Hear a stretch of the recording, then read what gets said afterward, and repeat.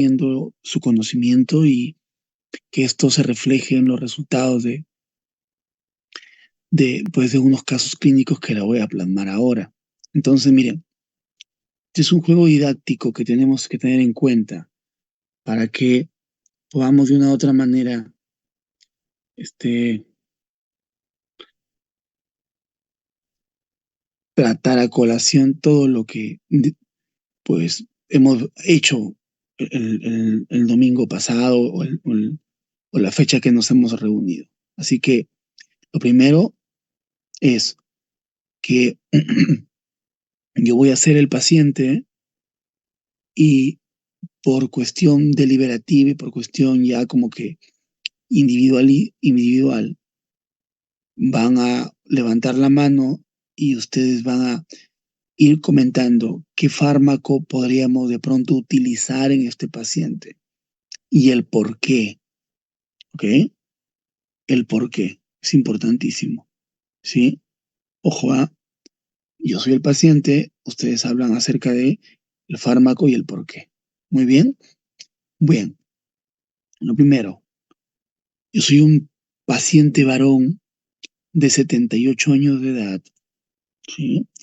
Que llevo a la consulta porque vengo referido del nefrólogo, ya que me dice el nefrólogo que yo tengo una uricreatinina alta, estoy perdiendo proteínas en la orina y pues mi peso, estoy dentro del peso balanceado. Y además el nefrólogo me dice que yo tengo los niveles de glucosa elevados. Yo no sabía, pero recién ahora me acabo de enterar que podría tener diabetes. De todas maneras, es importante que reconozcamos que los cambios de estilo de vida pues van a estar el primer eslabón, de hecho, pero ahora no entran en discusión, solo nos lanzamos con fármaco. ¿Qué fármaco podría utilizar conmigo en este caso?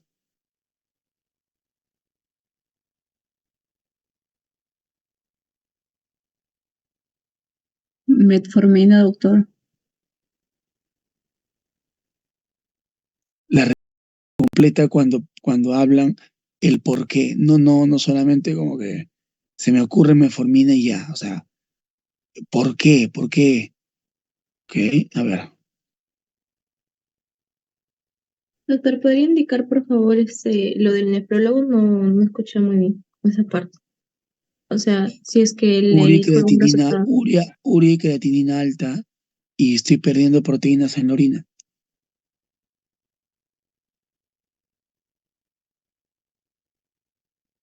Doctor, en ese caso, si el paciente está con la urea y creatinina elevada y está perdiendo proteínas, es posible que tenga una insuficiencia renal.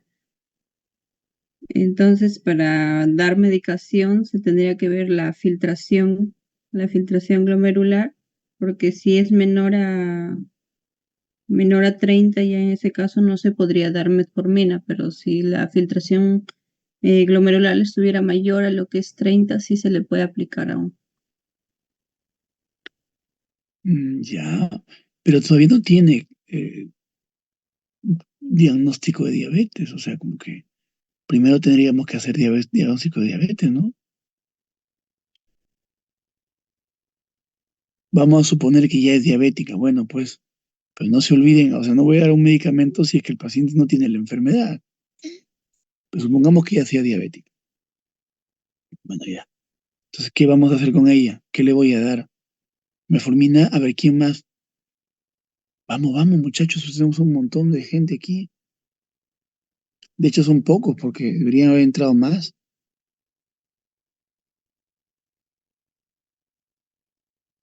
¿Mm? A ver, ¿qué otra,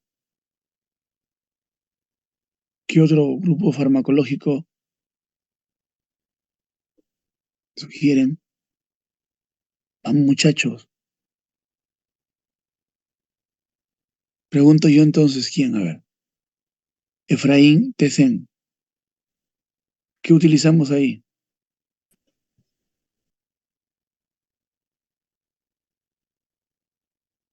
Efraín. Sí, doctor, no escuché bien si la creatinina estaba alta o estaba reducida. Escucho un poquito bajo. Estaba alta. ¿Qué fármaco utilizamos ahí? Podría ser los inhibidores de CGLT2 porque ellos actúan bueno, van a inhibir pues en el aparato renal, en la nefrona, van a aumentar la excreción renal pues de la glucosa. Va a hacer Ya, que se excrete más, ah, bote más proteínas y va a reducir también la glucosuria y también ¿cómo se llama? La creatinina también, los etcétera. ya, un comentario más. ¿Alguien más? Pues, Bianca, Sí, dime. doctor. También nos mencionaba la guía que bien puede ser inhibidores de SGLT2 o también los agonistas de receptores GLP-1 en uno de esos rangos. O sea, si no hay el otro, bien puede ser la otra. Tiene casi la misma función en la parte de monitoreo en aumentar la dosis si es que hay insuficiencia renal. Claro que cada uno tiene sus adversos Ah, efectos, pero el SGLT2 puede ocasionar hitos y eso, ¿no? Por la parte de alteración. ya, ya. Un comentario final. ¿Alguien más? ¿Alguien más? David.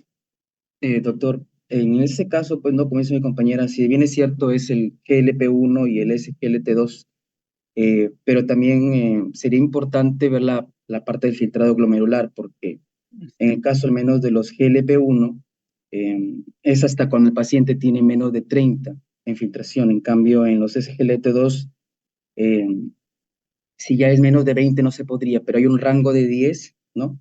Que se podría considerar. Y aparte, entre ambos, el que sería pues el mejor en este caso sería el SGLT2, porque se utiliza bastante como beneficio renal, dado que disminuye la progresión en sí de la enfermedad. Chicos, miren, ya muy bien. Perfecto. Yo escucho todos los comentarios, después Lo que pasa es que no puedo adelantarme, sino, obviamente, voy a sesgar el resto de comentarios. ¿Algún último comentario? ¿Nadie? Bien. Bueno. Torres, comentario adicional, ¿nadie? Bien. Bueno, a ver, les voy a comentar algo. Estamos hablando de un paciente que vive con diabetes tipo 2 ya diagnosticado recientemente, que es un adulto mayor primero, que está en normopeso y que tiene una enfermedad renal crónica. Está definido ya porque obviamente pierde proteínas y tiene urocreatinina alta, lo cual reduce la tasa de filtro glomerular. En ese escenario, obviamente el paciente está deteriorado, ¿sí?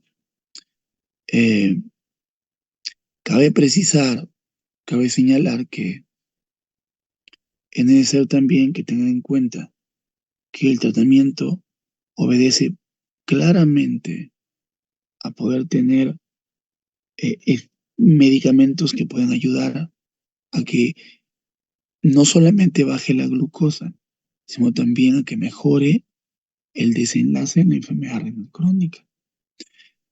A que esto signifique de pronto ir intentando modificar la evolución de la enfermedad. Y para esos casos, como el primer comentario fue muy claro, dijo, bueno, ¿puedo utilizar metformina? Pues sí podrías utilizar metformina, pero depende de la tasa de filtrado glomerular que tenga. Si tiene una tasa de filtrado glomerular por encima de 45, yo puedo utilizar todas las dosis de medicación, ¿sí? Sin problema. De 45 a 30, debo utilizar, de acuerdo a tasa de filtrado, debo utilizar máximo 1 gramo de metformina. Debo reducir máximo 1 gramo, pero menos de 30 está proscrita la metformina. Por otro lado, quiero comentar que adicionalmente a esto, el tratamiento ya no alcanzaría ningún mayor beneficio indicar metformina. Lo que sí tendríamos que hacer es ver qué otros fármacos podríamos utilizar. Y el siguiente otro fármaco que podríamos utilizar es el inhibidor del DPP-4. Porque este fármaco podría de pronto, si bien es cierto ser neutro, porque es neutro desde el punto de vista del peso, no te suma ni te baja de peso.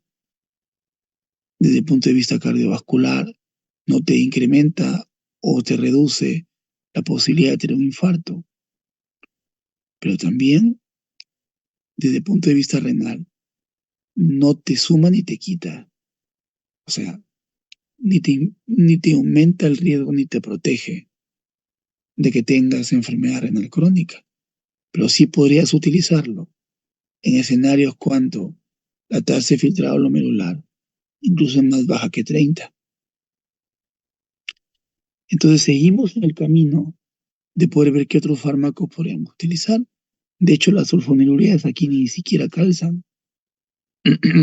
Podría de pronto la glimepirida, un paciente con tasa de filtrado glomerular por encima de 30, tener un impacto también en reducir los niveles de glucosa, pero básicamente por ser un adulto mayor y pues eso implicaría tener más riesgo de hacer hipoglicemia y obviamente sería como que el principal factor para dejarlo de lado.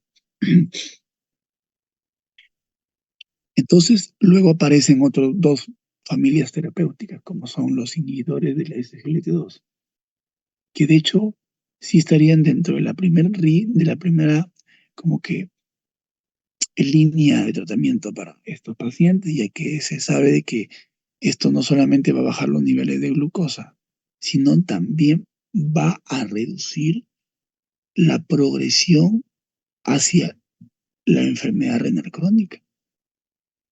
Reduce la progresión. O sea, si el paciente va a la diálisis, retrocede, ven para acá, no te vayas a la diálisis y retrocede la posibilidad de que vaya a la diálisis. ¿Eh? 2, también te puede favorecer y de hecho, dependiendo del que utilices, no te impacta necesariamente en el peso.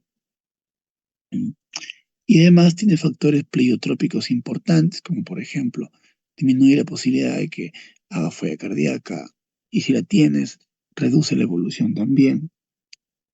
Por otro lado, también de pronto te puede favorecer a que vayas mejorando el tema de pues los niveles de presión, colesterol, triglicéridos incluso.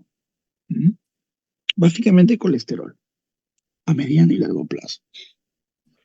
Luego tenemos el análogo del receptor de GLP-1. Estos medicamentos no son iguales que los inhibidores de GLT2. Estos tienen mayor impacto en el peso.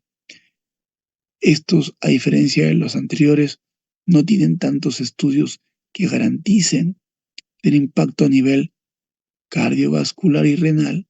De hecho, tienen más impacto cardiovascular que renal.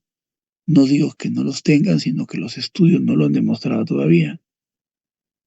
Pero, pues igual puede ser una buena indicación en ello. ¿Sí? No lo usaría de primera línea porque pues, el paciente es normopeso y se corre el riesgo de que pueda bajar de peso.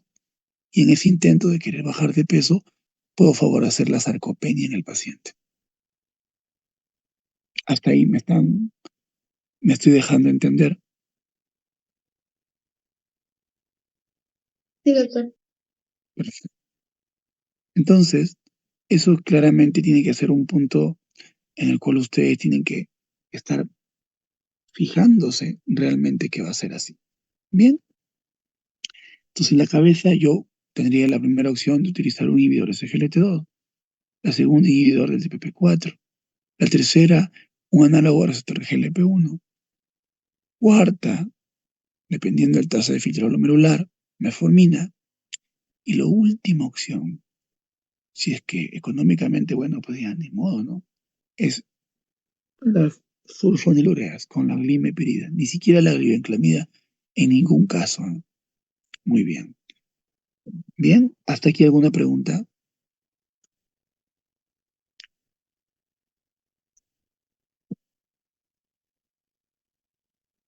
Doctor, una consulta. Y en este caso, ya si es que se da sulfonilurias, la dosis del medicamento sería como muy bajo para no ocasionar ese efecto en la parte renal. Claro, ahí tendría que ser dosis chiquititas.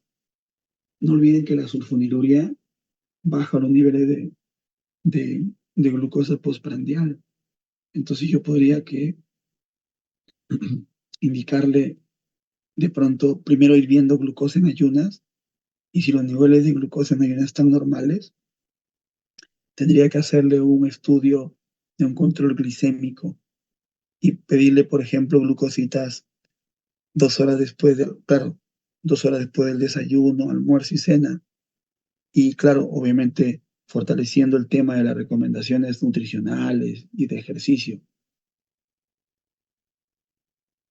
Y si es que son suficientes las recomendaciones nutricionales y de ejercicio, seguramente sean más que suficientes para poder llegar a reducir los niveles de glucosa. Pero si por A o B el paciente tiene, a pesar de un buen cambio de estilo de vida, tiene todavía glucosas postprandiales altas, yo podría utilizar desde 1 miligramo de glimeprida hasta máximo 4 por toma, ¿no? Por ejemplo, pacientitos que tienen 190, 200 en el postprandial, pues no pasa nada, porque le da hasta 80 años, yo puedo utilizar ese tipo de objetivos en el postprandial, cosa que en un joven yo no voy a poder utilizar como objetivo. Objetivo en un joven máximo 180, para hablar de control. Pero si es que el paciente tiene 250, entonces ya puedo utilizar de repente 1 miligramo de glimeprida después del desayuno, pero si tuviese 300, puedo utilizar una tableta de 4 miligramos. Y si en la cena tiene, se me ocurre, 250, otro 1 miligramo más. Entonces, yo por ahí puedo ir de una u otra manera ya sumando esfuerzos para hacer de que los niveles de glucosa reduzcan de acuerdo al valor y obviamente la dosis que voy a utilizar. Muchachos,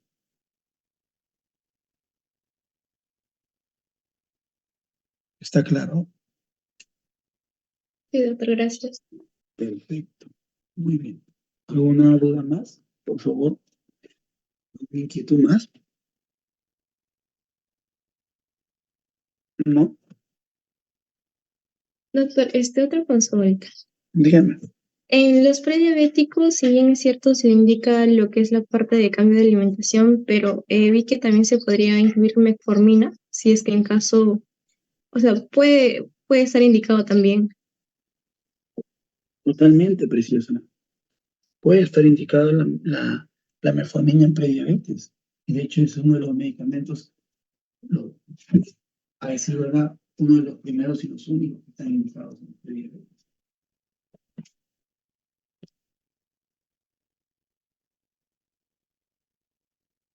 Muchos de los pacientes que tienen prediabetes la tienen por tener resistencia a la insulina. Y si yo tengo resistencia a la insulina, la indicación sí sería adecuada usar metformina para que la insulina haga el trabajo que no lo puede hacer, que es meter glucosa dentro de la célula. ¿Sí, ja?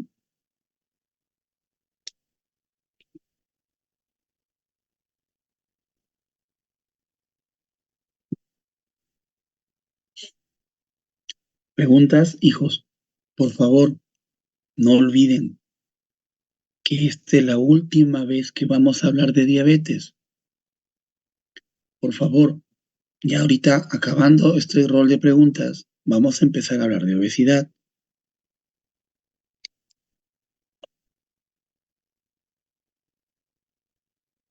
Bueno,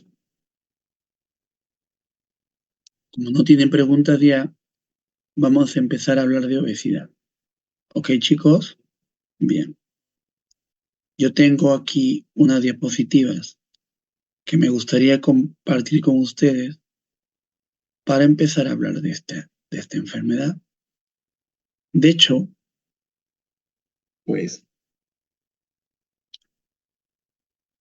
yo tengo un gran afer por la obesidad. Eso explica por qué hice aparte de endocrinólogo, eso explica por qué hice una subespecialidad fuera del país de obesidad. Y yo, de todas las actividades de endocrinología, de lo que más me dedico en mi práctica clínica privada, es a manejar pacientes con obesidad, ¿no? Y les voy a compartir una ponencia que hice como parte de la clase por el nivel en el que estoy ahora con ustedes, que hice desde el punto de vista, pues, clínico, que de hecho les va a ayudar muchísimo. Y parte de eso me refiero, ¿sí? Parte de eso me refiero. En entender de que se habla mucho al respecto de obesidad. Y la obesidad, si bien es cierto, es una enfermedad, tiene muchas características. Pero antes de aprender obesidad, ustedes tienen que primero ser parte de la población que empieza a desaprender de obesidad, ¿sí? ¿Y a qué me refiero? Pues cuando uno entra a internet, y de hecho, miren, con ustedes voy a hacer el ejemplo. A ver, espérense, vamos a ver. Con ningún grupo lo he hecho, pero con ustedes lo voy a hacer. Miren, chicos, espérense.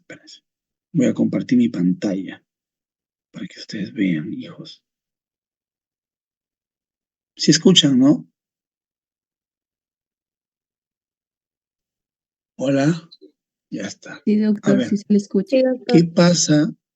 Perdón la voz, yo no estoy tratando les cuento que, creo que ustedes ya sabían, estoy tratando de modular en mi voz porque me puedo quedar sin ella y eso obviamente no es nada conveniente. O sea, hablo mucho por las múltiples ocupaciones que tengo en mi hospital, en la consulta, en los eventos que hay que hacer. La verdad que utilizo mucho la voz, así que aprovecho las oportunidades que haya para poder tratar de modularla. Miren, vamos a hablar de enfermedades crónicas. Si uno habla de enfermedades crónicas, dígame una enfermedad crónica que se le venga a la cabeza, que no sea obesidad. Vamos, unita, Diabetes mellitus. ya está. Pasa y que en imágenes ponemos diabetes. Miren lo que sale. A ver, dígame, ¿qué ven? ¿Qué ven en las imágenes? Vamos, Dosaje de glucosa. ya. ¿Qué más? Glucómetros, jeringas, fruta. ¿Qué más ven? Pastillas, ¿verdad? Glucosa, glucómetros, zapatillas. ¿Ven? ¿Ven conmigo? Sí. Chicos, es necesario que estén atentos y que sean activos. Por favor. ¿Sí? Vamos. ¿Qué más ven? De frutas saludables, el Ya glucómetro. está. Ejercicios. Excelente. Ya está. Muy bien. Otra enfermedad. Hipertensión arterial, ¿les parece? Vamos a ver. ¿Qué sale? Vamos. Tensiómetro. ¿Qué más? Corazón. Ajá. ¿Qué más?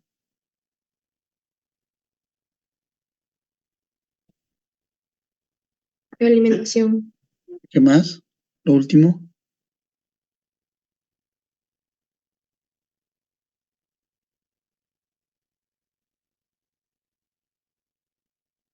Pastillas también. Excelente. Muy bien. Ambas son enfermedades crónicas. Pasa, tenemos obesidad. Sale. Eso. ¿Qué sale? Personas obesas. Ah, ¿qué más? Y ¿Qué sale? alimentación también. La, la medición del perímetro abdominal también, Ya. la ¿Qué más sale? alimentación, Comida los rápida. los estilos de vida, ¿Qué más sale? Ahí voy a dejar. ¿Qué más sale? Problemas cardíacos hay en las salud. Mm, y también hay una figura donde se diferencian los tres tipos de personas, ¿no?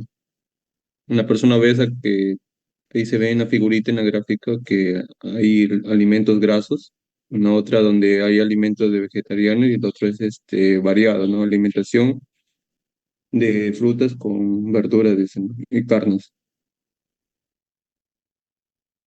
ya. Muy bien.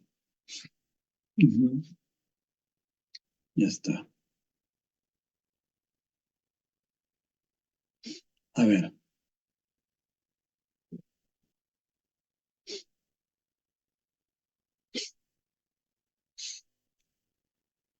Perdón. Miren, chicos, vean, cuando uno va y entra y pone obesidad, lo que sale es barrigas. Voy a ser burdo, ¿ya? ¿Ya? Sale barrigas, sale gente comiendo, gente pesándose, rostros tristes,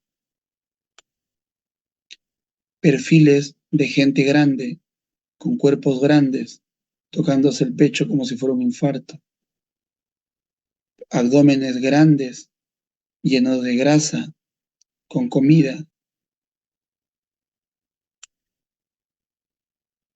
niños con obesidad, con textura grande, obesos,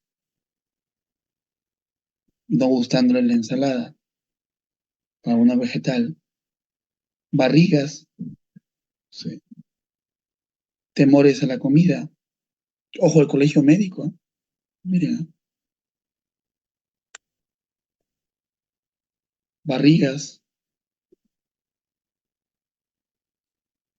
gente comiendo, barrigas, barrigas, barrigas, barrigas, barrigas, barrigas. Y realmente eso es lo que quiero que empiecen a desaprender,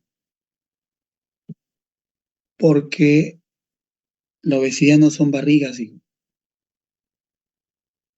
Hay una lucha constante y yo soy parte de esta lucha. Hay gente los cuales pertenecemos a la Federación Mundial de Lucha contra la Obesidad. Y a decir verdad, hijos, eso no puede pasar, pues, porque la obesidad no es barrigas, la obesidad no es 1 kilo de grasa, la obesidad no es dolor de espalda, la obesidad no es comida, la obesidad no es abdomen grande. Entonces vamos a empezar a desaprender. El paciente con obesidad es un paciente que se debe querer mucho como tal, que tiene la posibilidad de hacer ejercicio. Es un paciente que tiene que tener la oportunidad de disfrutar su día a día, que no necesita ser criticado o ser el punto de bullying, ¿ya? Para nada, ¿sí? La obesidad es una enfermedad extremadamente hermosa, que si bien es cierto, es una enfermedad igual de compleja, y digo hermosa porque debe ser reconocida primero como una enfermedad. Entonces, chicos, no a la estigmatización de la obesidad. Una persona con obesidad no es diferente que una persona que no lo tenga. Porque cuando hablamos de cáncer no decimos pacientes cancerosos. ¿Ustedes dicen pacientes cancerosos? ¿No, verdad? ¿Y por qué le decimos el paciente obeso? Estamos juzgando al paciente cuando le hablamos de obeso. Ya la mención ahora es paciente que vive con obesidad. Hay que tener mucho cuidado en ese sentido, jóvenes. ¿Ok? Muy bien. Entonces, también quiero que sepan, no existe obesidad si no existen múltiples y miles de tipos de obesidad. Por eso que ahora la literatura actualmente nos habla de que el término adecuado es aprendiendo de obesidades. No hay un solo tipo de obesidad, sino hay varios. Bueno, pues no tengo conflicto de intereses. Y las tasas son muy altas. Se dice, chicos, que para el 2035, de 2 personas que vivan en el mundo, una va a tener obesidad. Entonces, supongamos que acá nosotros seamos 30. Ya. De estos 30, la mitad va a ser obeso. Y si hago una encuesta chiquitita, yo les quiero preguntar a ustedes jóvenes, que me ayuden levantando la mano. ¿Quiénes de ustedes tienen sobrepeso o en casa vivan con alguien que tenga sobrepeso? Levanten la mano. Yo, por ejemplo, en mi casa sí. ¿Quién más? Vamos. Si quieren realmente tener información de calidad y que podamos hablar bonito, por favor ayúdenme, pues. No solamente, ay, doctor. Ayuden. Vamos. Quiero que esto sea muy interactivo. Vamos. ¿Nadie más? ¿Nadie tiene un familiar con sobrepeso en casa? Bueno. ¿Qué más? ¿Cuántos somos aquí? No sé cuántos son.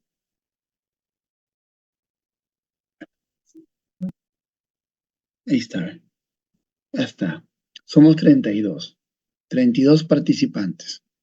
Y han levantado la mano 13 y en mi caso 14. 14, o sea, casi la mitad. ¿Sí? Casi la mitad. Faltarían 2 para la mitad. Les aseguro por ahí que hay un vergonzoso que no levanta la mano. Ya, chicos, bajen la mano. Entonces, dense cuenta que realmente la obesidad es una condición muy grande, muy frecuente, ¿sí? Entonces, miren cómo es que para, para el año 2035, la cantidad de población obesa en el mundo se va a duplicar. Para el 2020 teníamos 988, para el 2035, 1914, ¿sí? ¿Sí? Entonces, la proporción de varones y mujeres también se va a ir incrementando. Mira, para varones, 14% de la población va a ser obesa y en el 2035, 23%.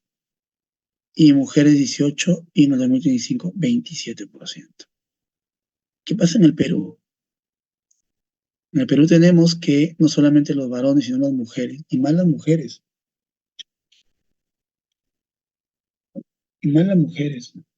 van a tener alta posibilidad o alta prevalencia de ser obesos. ¿Sí? Vean ustedes, mujeres más alto, varones más pequeños. Igual los niños. Niños y las niñas van a ser mayor cantidad de obesos, a diferencia de otros países. Y de hecho el Perú es el primer país de Latinoamérica que tiene mayor prevalencia de obesidad en el niño. ¿Sí? Obesidad infantil. ¿Ok, chicos? Siempre comparto esta imagen porque me parece fundamental. Ustedes cuando van a la consulta de endocrino, a todos que les ha tocado ver pacientes con endocrino, ¿sí? Díganme más o menos, de la cantidad de pacientes que viven con diabetes en las consultas que han tenido con sus docentes de práctica, más o menos, ¿qué proporción de los pacientes que viven con diabetes llegan con obesidad? A ver, un comentario, La mayoría, doctor, Más de la un mitad. número, hijita, un número, mi amor, 90%. 90%. ¿Alguien más, hijos? A ver, ¿alguien más? Ujú. De los 16 pacientes que vemos con usted, a lo mucho 4 son de problemas de hipotiroidismo y el resto de los 12, al menos unos 9 tienen obesidad y diabetes. Perfecto, muy bien, la mayoría. Perfecto, hija. Entonces, dense cuenta que, a decir verdad, primero que la prevalencia, como dice su compañera, de diabetes es muy grande en el país. Segundo, que prácticamente está ligada el sobrepeso a la obesidad. De hecho, hace un año hicimos un estudio nosotros, la prevalencia de diabetes y de obesidad.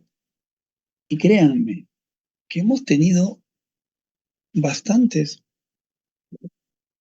bastantes, de pronto, sorpresas, porque nos hemos dado cuenta que el 85% de pacientes que viven con diabetes tiene obesidad.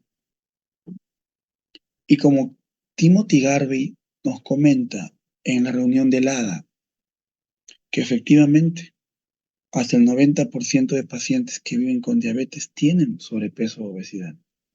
Y que los pacientes con obesidad y diabetes no tienen solamente la diabetes, sino tienen también la obesidad como una enfermedad. Y ese es un problema. Por eso es que yo les indiqué, chicos, hay que hacer y ver las características del paciente con obesidad que acude a la consulta. ¿Eh? Porque es necesario ya poder conocer a la población que estamos interviniendo para saber qué podemos hacer por esta población. Que no es justo solamente conocerla y no poder intervenir. ¿Mm?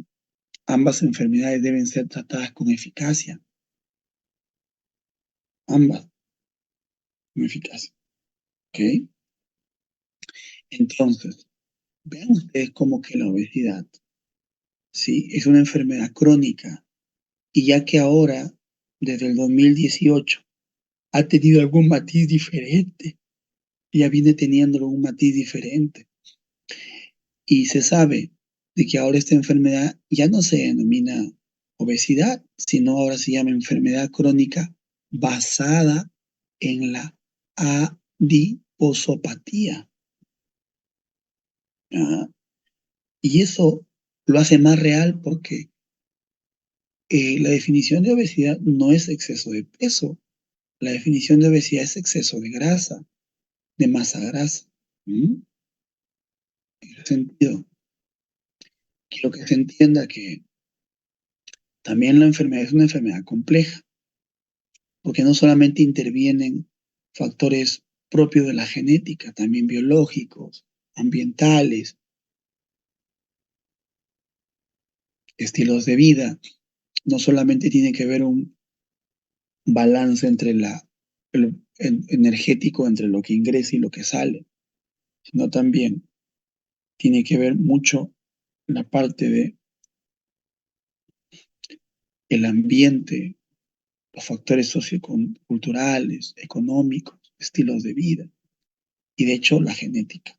Y ven en la imagen de la derecha cómo es que tenemos nosotros las diferentes intervenciones que actualmente poseemos en el mundo. Y aquí la tenemos desde los cambios solo de estilo de vida, dieta y ejercicio, hasta la cirugía bariátrica. Y dense cuenta que es compleja porque a pesar de que todas las intervenciones son extremadamente buenas, vean cómo es que incluso hasta la cirugía bariátrica hay reganancia de peso, ¿sí? Te puede ayudar a reducir casi un 28, 29, 30%, pero a pesar de ello, hay reganancia de peso si es que nosotros no intervenimos de forma adecuada, ¿sí? Y claro que es heterogénea, porque he evaluado que gran cantidad de los pacientes que tienen obesidad, ojo, gran cantidad de pacientes que tienen obesidad, muchos de ellos deben ser tratados de manera diferente, porque el porcentaje de heredabilidad es muy grande y debido obviamente a una heredabilidad poligénica alcanza tener un porcentaje entre el 40 al 80% de heredabilidad poligénica, condición que es altamente poderosa. Entonces, por eso es que no se habla de obesidad, se habla de obesidades. Hay una gran cantidad de pacientes que viven con obesidad que tienen que ser tratados de manera diferente. Okay. Muy bien.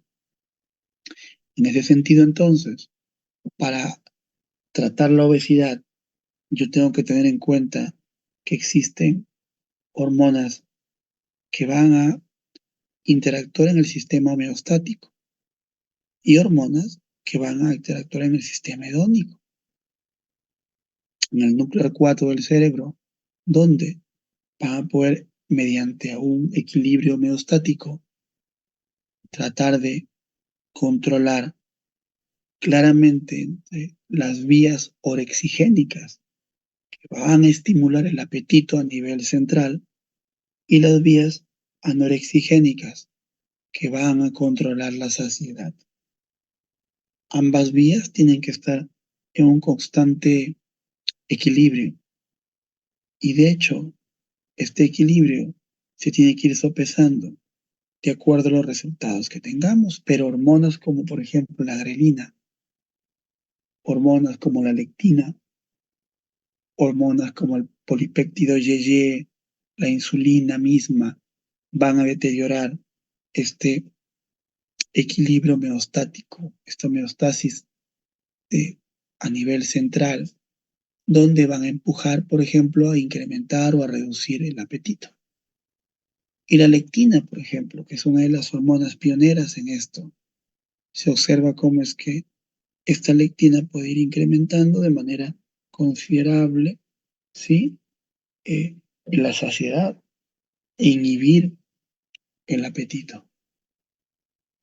Por otro lado, se ha visto cómo es que la grelina estimula de manera directa a nivel de las vías orexigénicas, las estimula esta vía orexigénica y eso incrementa la posibilidad que el paciente coma más, ¿sí?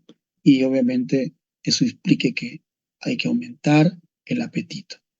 Por eso es que nuestros amigos cirujanos bariatras, al conocer esta vía importante, pero ojo, no la única, pues al retirar casi el 80% del estómago, donde se encuentran alojadas las células que producen la grelina, en su mayoría, no en su totalidad, en su mayoría. Al cortar estos 80% del estómago, pues están quitando grelina y quitan el estímulo directo para que pueda incrementar el apetito. Y este es uno de los mecanismos por los cuales reduce el apetito y reduce el peso. ¿Ok? ¿Hasta ahí está claro?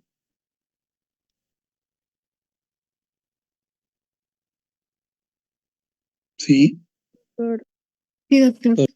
perfecto. Sí, doctor. Entonces también es heterogénea porque ahora ya hablando un poquito de la medicina de precisión en la obesidad, pues hay varios fenotipos como que claros, ¿no? Paciente, por ejemplo, con un peso obeso y con de repente hay algún grado de insulinoresistencia. Otro paciente con un peso obeso pero sin resistencia a la insulina. Y se juegan también a favor o en contra la característica genética. Hay mucha gente que tiene papás obesos, que tiene familia obesa, que por herencia son obesos. Y el paciente, cuando va a la consulta, le ayudamos a bajar de peso, pero quiere dejar de tener el abdomen que genéticamente ya lo posee toda la familia. Entonces, hay que explicar al paciente que si bien es cierto, se puede lograr mucho, pero la genética es determinante. Entonces, probablemente ahí ni la cirugía bariátrica sea el éxito contundente para que esto fracase. ¿Ok? Entonces, no a todos los cuerpos tenemos que regresarlos a lo ideal, a lo perfecto. Y de hecho no debería haber perfección en esto, porque lamentablemente la televisión y el resto de redes sociales nos han mentido que pues la imagen perfecta y saludable debe ser una imagen de delgadez, incluso hasta de estar muy delgados y hasta caquéticos. Y eso no es así. Si un paciente tiene 190 kilos y baja hasta 100, ese paciente dejó de tener gran cantidad de enfermedades, a pesar de que aún estén en sobrepeso.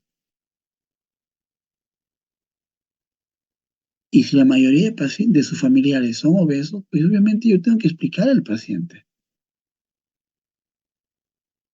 Y claro, podemos hacer alternativas, opciones de cirugía plástica, pero eso ya no tiene nada que ver con lo saludable, sino más con el placer de verse así.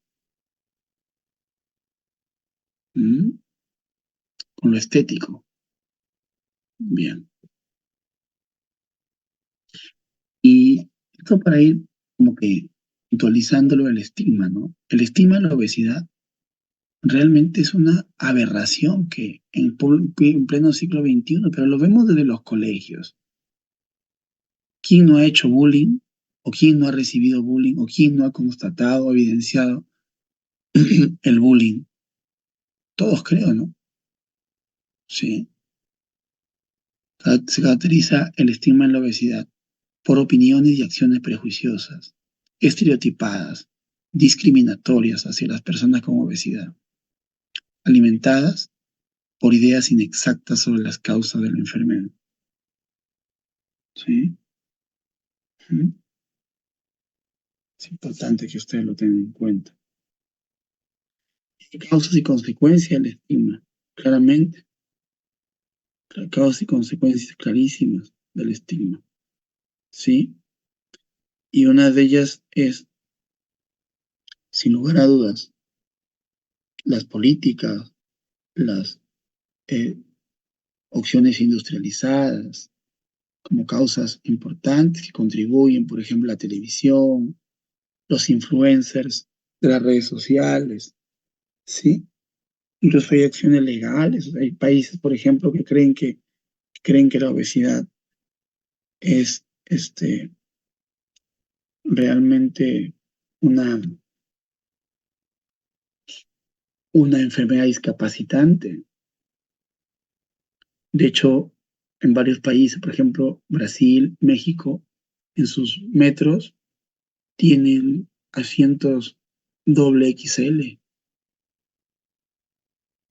¿Por qué?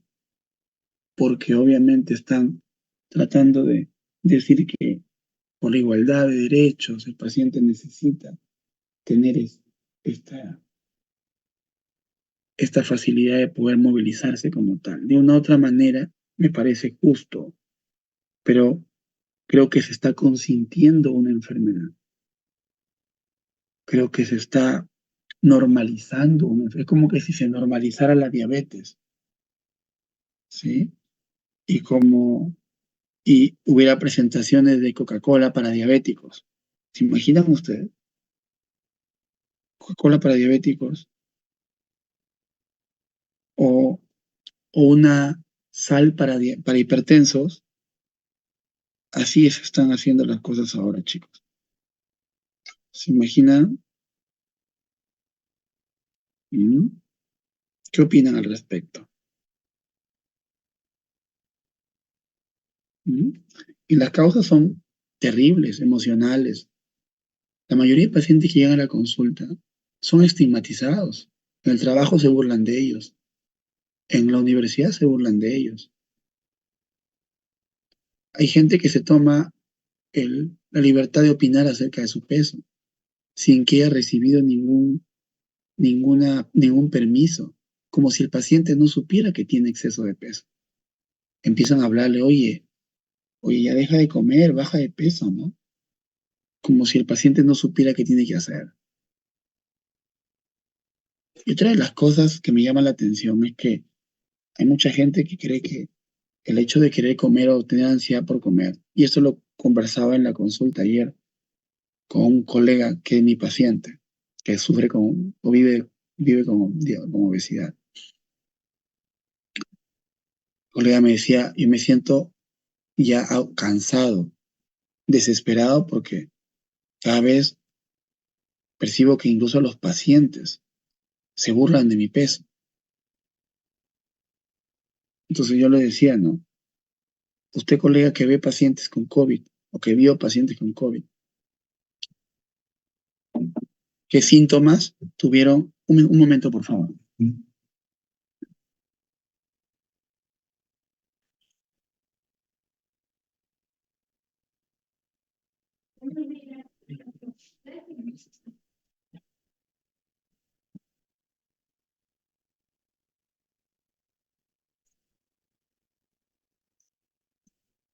Entonces, usted que ve pacientes con COVID, ¿no? Le decía, ¿qué pasa, le digo, si el paciente con COVID tiene dificultad para respirar? ¿Usted le dice que ese paciente tiene la culpa?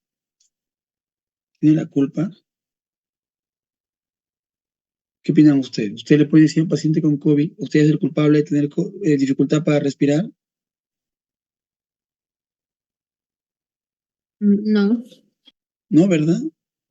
Un paciente que tiene asma, uno va a decir, oye, señor, pues respire bien, ¿no? Que no se haga, ¿no? ¿Uno va a decir así? No, ¿verdad? Nunca.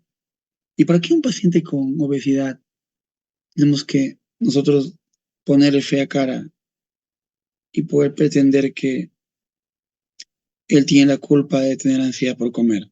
Cuando no es así. ¿Mm? No es así. El paciente con obesidad no tiene la culpa de tener ansiedad por comer. ¿Bien? Entonces eso tienen que tener en cuenta.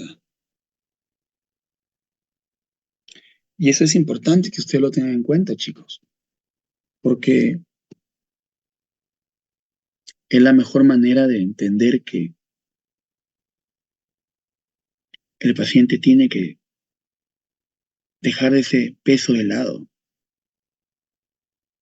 ¿sí? Hay muchos factores psicosociales, culturales, psicológicos, psicoemocionales que empeoran.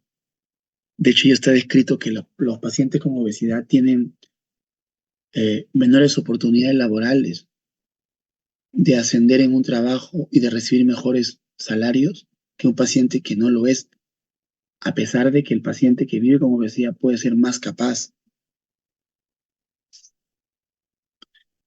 Otra cosa, el peso no se mide en la balanza, el peso se mide en el bioimpedanciómetro, ahí se mide el peso. Y de hecho ni siquiera la definición de obesidad es aumento de peso, sino es exceso de grasa. Cuando uno entonces tiene un porcentaje de grasa alto, como esa paciente, con un porcentaje de grasa visceral elevado y con un porcentaje de masa musculoesquelética baja, obviamente uno se pone a pensar cuál va a ser mi objetivo en el paciente. Y es claramente bajar la cantidad de masa porcentual grasa, mejorar la grasa visceral y aumentar el músculo esquelético, que es de pronto el desafío más grande que un paciente tiene. Y en ese sentido, vale la pena clasificar con este sistema de clasificación que se llama Edmonton. Es el sistema de estadificación de obesidad de Edmonton, el famoso EOS. Observamos que el puntaje de 0 para 4, ¿sí? Obviamente es médico, mental y funcional, ausencia de enfermedad y la presencia del estadiaje de acuerdo a la morbilidad. Esto es lo que hice yo en mi entrenamiento cuando hacía la subespecialidad en obesidad, que justamente es la clasificación que tenía el paciente. ¿Ok? Claramente, ¿cómo es que la terapia nutricional para sobrepeso obesidad nos dice que no solamente hay que aprender a hablarle de alimentación y nutrición y de actividad física, sino también de reforzamiento positivo, el control de estímulos, del mantenimiento del peso y por sobre todo que esas recomendaciones sean sostenibles en el tiempo, que es lo más complicado todavía. Y que es complejo el abordaje de la obesidad. Es complejísimo porque se tiene que ver muchos factores. Factores como empezar a generar, de acuerdo a las características del paciente, ¿sí? Un patrón alimentario que vaya con las costumbres culinarias del paciente, ¿sí? Factores como que tengamos que conocer cuáles son los padrones de actividad física, de alimentación, conociendo factores globales, estatales, agricultura. Se sabe ahora que la alimentación influye mucho, ¿sí? Por ejemplo, ¿quién de ustedes siembra lo que come? A ver, ¿quién de ustedes siembra lo que come? Pues nadie, o poquísimos. ¿Por qué no? Si la mayoría de nosotros tenemos un área, ahí en el jardín, en un campo. ¿Por qué no siembro lo que como? ¿Ah? Debería sembrar lo que como. Y no solamente es tan malo aumentar, sino también la reducción del peso va a hacer de que la eficacia reduzca la enfermedad crónica. ¿Sí? Se ha visto que a medida que más porcentaje de peso pierda, los beneficios van a ser mucho mayores. Y ya para ir finalizando, porque pues esto tampoco no es como que una clase para residentes o para médicos, hay indicaciones del tratamiento farmacológico. Y la principal indicación es utilizar fármaco cuando un índice de masa corporal tiene mayor de 27, con alguna comorbilidad, diabetes, hipertensión arterial, dislipidemia, apnea obstructiva del sueño, esteatosis hepática, osteoartritis, o tener un índice de masa corporal más de 30, o haber tenido falla para reducir o mantener la pérdida de peso. ¿Sí? Y claramente está contraindicado durante el embarazo. En el embarazo no se debe utilizar ningún medicamento, ¿sí? Que pueda dañar, obviamente, al feto también, pues, ¿no? Porque muchos de ellos, casi la mayoría, están contraindicados durante el embarazo y la lactancia misma. ¿Ok, chicos? Muy bien. Dentro de ellos tenemos medicamentos. Permítanme, les voy a ir compartiendo un poquito más. ¿Sí? Compartiendo más. Un momento. Ya está. Medicamentos que el objetivo va a ser al menos llegar a perder 3 a 5% del peso en los 3 meses siguientes. Y obviamente ir evaluando las comorbilidades que presentan, las contraindicaciones, los efectos adversos, ¿sí? Evaluando su eficacia y tolerabilidad, evaluando el beneficio que tiene reducir las otras comorbilidades como la diabetes, la hipertensión, la lipidemia. Y claramente evaluando el inicio, escribir dosis bajas, aumentar de acuerdo a tolerancia hasta dosis máxima, es poco a poco, o sea, acá no hay que alocarse. Monitoreo, evaluar la eficacia y seguridad. Y como verán ustedes aquí, claramente también se ha hecho importante el hecho de ver cómo es que hay medicamentos de uso corto, la fentermina, prolongado, el orlistat, la fentermina topiramato, el naltrexona, bupropion.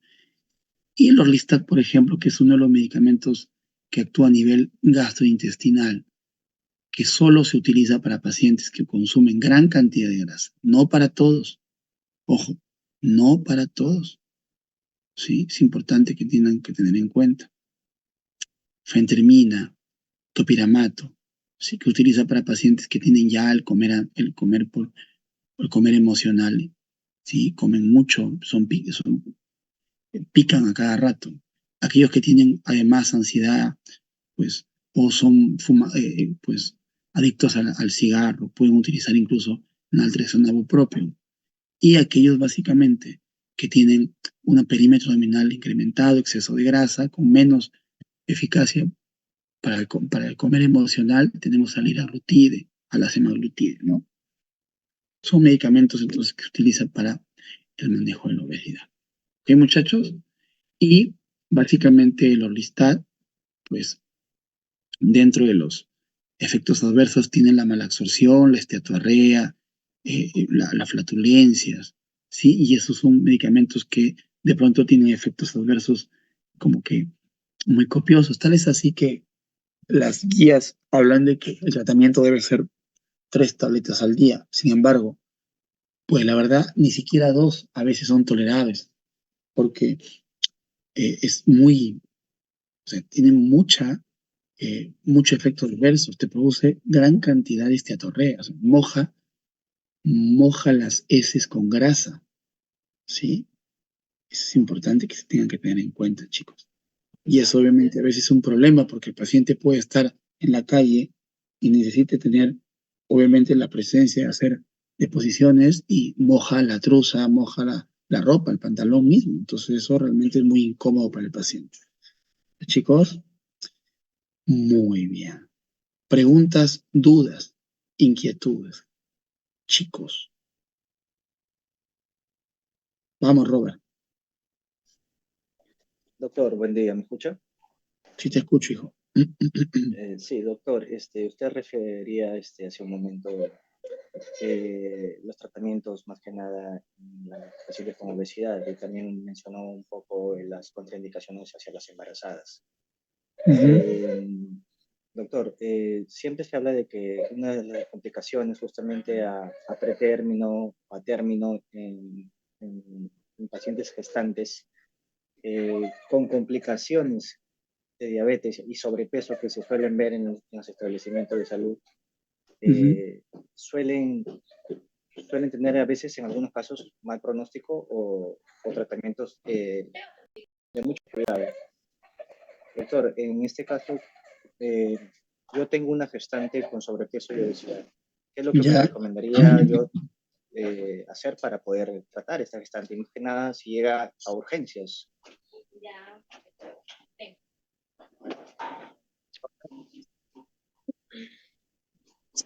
No se le escucha, doctor, disculpe. Mejor lo apago. Si tengo un problema ahí que si es que hablo de pronto con la cámara prendida. Bueno, les decía que en el contexto de una obesa, paciente con obesidad, que es gestante, no podemos utilizar más que cambios de estilo de vida. Si el paciente, aparte de vivir con obesidad, tiene diabetes, yo tengo que tratar la diabetes de acuerdo a cómo esté. Si tiene una diabetes gestacional o una diabetes previa al embarazo. Puedo utilizar metformina, incluso hasta insulina, pero no puedo utilizar ningún antiobesogénico para en ese momento tratar de controlar el peso. Debo esperar que la mujer dé a luz, debo esperar y preguntarle, señora, la obesidad es una enfermedad que inicia con cambio de estilo de vida, lo cual no se discute, chicos. Cambio de estilo de vida no se discute, eso es para todos los pacientes. Pero adicionalmente a eso, tengo que esperar, pretender que ese paciente deje de pues obviamente, y termine su embarazo. Y lo otro es que después de esperar que termine su embarazo, debo preguntarle si es que va a seguir dando de lactar y si es que su interés y su derecho así lo asiste de dar de lactar. Entonces tengo que esperar que deje de lactar para que recién ahí yo puedo intervenir de manera farmacológica, pero ojo, el tratamiento farmacológico no es durante el embarazo ni la lactancia. Si yo identifico una obesa que está gestando, obviamente lo que tengo que hacer es cambio de estilo de vida, nada más. Me dijo, nada más. Así tenga las complicaciones. Pero doctor, la cirugía bariátrica, pues no, es un riesgo increíble hacerle cirugía bariátrica a un paciente obeso. De hecho, no está indicado. ¿Preguntas?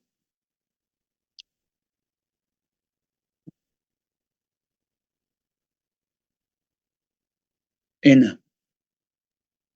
Doctor, entonces usted mencionaba que una paciente que ya que es gestante y tiene diabetes mellitus, ¿sí se le puede administrar metformina? Totalmente. Sí, totalmente. Los estudios están claros. La metformina ya está indicada para la diabetes gestacional.